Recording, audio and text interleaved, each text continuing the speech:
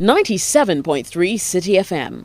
Relevant radio, always. Hi, my name is Nathan Quao. It's been 1 week without the Barclays English Premier League, but don't worry, it's back. And so you're welcome to Citi FM's preview of match week 13 of the Barclays English Premier League Matchday Live.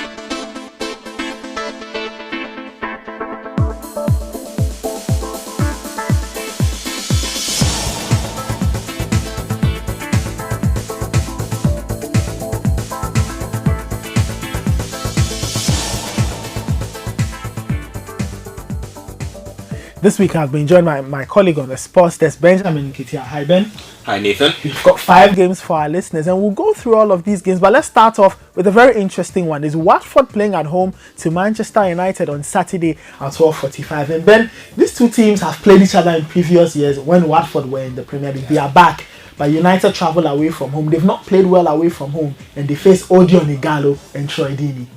Well, I think that for Watford, they come up against the league's best defense in Manchester United. United themselves will go into this game thinking that a win and other results in other games could possibly propel them to first or top spots in the league. So they'll have one eye there, despite it being an away game. They would fancy their chances because you look at them again and they have kept 7 clean sheets, if I'm right, and that's really impressive going into the league, especially after international break. Things can be a bit shaky. Managers can be it can be a bit tricky to get the rhythm of a team going again after there's been such a lengthy break. Injuries come in, tactics change after a while. So for me, I think that this should serve as an interesting one because Watford, they will not sit back and defend anyway. They will attack Manchester United. So I think that this should be interesting. That game is at 12:45. After that is the team of the moment, but not for the right reasons. Chelsea play at home to Norwich City. And Benjamin, I bring you back. And we just can't stop talking about Chelsea. It's been poor. They've had a break to think about things. They start all over again against Norwich City. The rumours are that if Mourinho fails this one, it could be the last for him. Well, down in the table or in unfamiliar territory, as we usually call it, I think that Chelsea's problem really has not been tactical, neither has it been personal. It's been a factor of all these things, but they've conceded 19 goals inside the penalty box, Nathan, and that's really, really worrying if you should be a Chelsea fan. That really dispels the facts about Matic being in poor form and also questions about Fabregas, even though his own creativity has been in doubt. But if you saw him during international break, then you think that he would bring some of that magic, especially from that assist to Mario Gaspar back to help Jose Mourinho salvage his job in this particular weekend.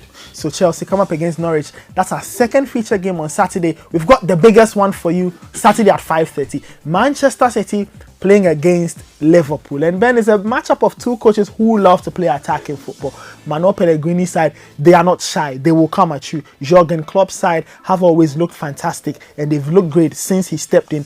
What kind of fate awaits Liverpool? They lost their first game under Klopp last time they played in the Premier League. They travelled to the Etihad, which can be very unfriendly to visiting teams.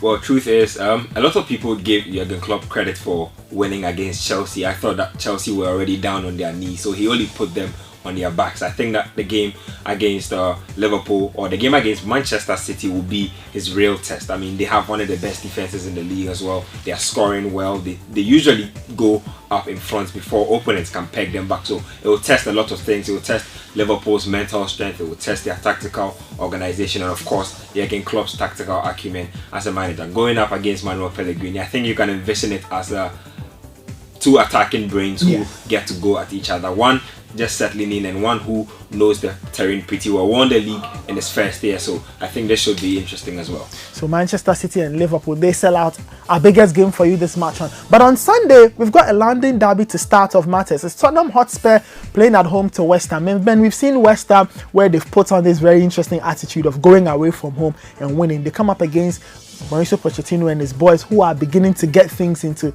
the right form. Again, the only team that have not lost since match day 1, Tottenham Hotspur. So this should be a test also to the giant killing recipe of West Ham. I mean, if they should be able to beat Tottenham, then they really are the legit giant killers of the season. I doubt that will happen. I look at Tottenham this season and I was one of those who was really skeptical about it. The side they put together, youngsters in there, shifting players into unfamiliar territory. But it looks as if it's all settled down pretty well. Harry Kane has started scoring again, so you know confidence is pretty high for this Tottenham squad.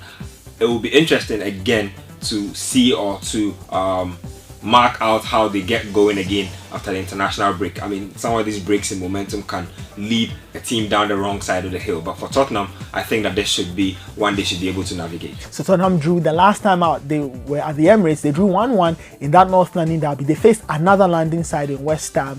That's our first game and our only game rather on Sunday. But on Monday night is Crystal Palace face Sunderland, and Crystal Palace have had a very weird season. They win at home, can't win away. They won at Liverpool the other day, and then they come up against Sunderland, who have been poor defensively. Sam Allardyce says his team must shape up. I don't think that's the kind of test he wanted after the international break. I mean, certainly not. Like, you talk about Crystal Palace's weird season, and even more weird is the fact that till a couple of weeks ago, none of their strikers had scored, and that's really worrying if you are a manager. But I look at Crystal Palace again, and they do not create enough goal scoring opportunities. Okay. But one thing they do know how to do is to protect the lead. If they get in front, you are very sure that they will be able to ride out the lead. They play very disciplined football. I mean, it might not be the prettiest football sometimes, but in the league such as the English Premiership, sometimes you need to grind out results. I think they've mastered the art of grinding out results and also balancing that with getting wins when it's most needed. And I think that that's what serves Crystal Palace well. Should be a difficult encounter for Sunderland. Palace hoping to get another win. They won at Anfield the last time, but they come up against a Sunderland defense that's terrible. Maybe Palace will get the win. Maybe Sunderland will rewrite history and go out there and get a very interesting result at Selhurst Park. So those are our games. The Crystal Palace Sunderland one is on Monday night at 8 p.m. That's our fixture list for you. But remember, you can do our predict and win. So you have the opportunity to win great prizes. Just predict the score between Man City and Liverpool. Man City and Liverpool, and drop that prediction in the comment section below this video. Who knows? The winner might just get a fantastic prize from us here at Citi 97.3. So join us on Saturday from 12:45 all the way to Monday at 8 p.m. is the Barclays English Premier League Matchday Live, and it's on Citi 97.3. Enjoy the games.